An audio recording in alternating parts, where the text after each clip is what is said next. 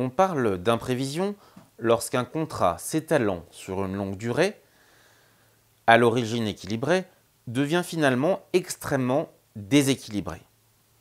Ce terme signifie que les parties n'avaient pas anticipé un bouleversement, une guerre, une catastrophe naturelle, un changement des circonstances économiques ou technologiques.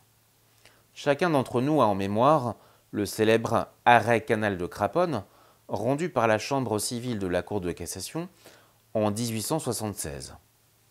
La Cour de cassation avait alors retenu, je cite, qu'aucune considération de temps ou d'équité ne peut permettre au juge de modifier la convention licite et librement acceptée par les parties.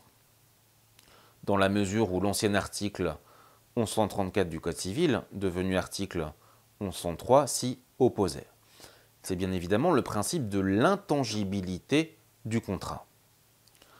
L'ordonnance du 10 février 2016, en son article 1195, rompt en grande partie avec la jurisprudence Canal de Craponne, qui, on l'a vu, faisait obstacle à la révision du contrat, même en cas de bouleversement des circonstances économiques.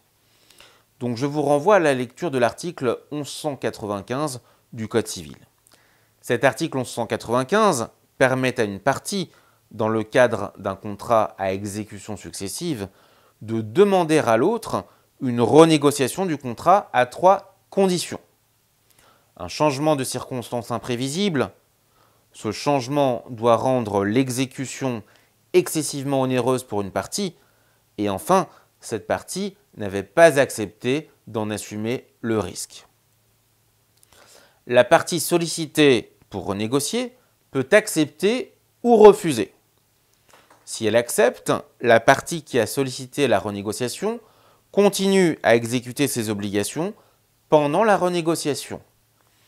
Si elle refuse ou si la renégociation se solde par un échec, les parties peuvent convenir de la résolution du contrat ou d'un commun accord demander au juge de procéder à l'adaptation du contrat.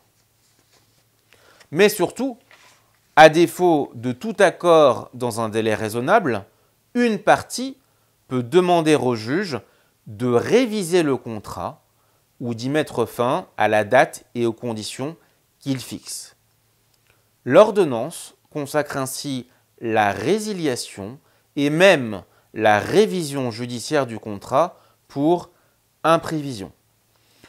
On voit néanmoins qu'il s'agit là de la dernière extrémité.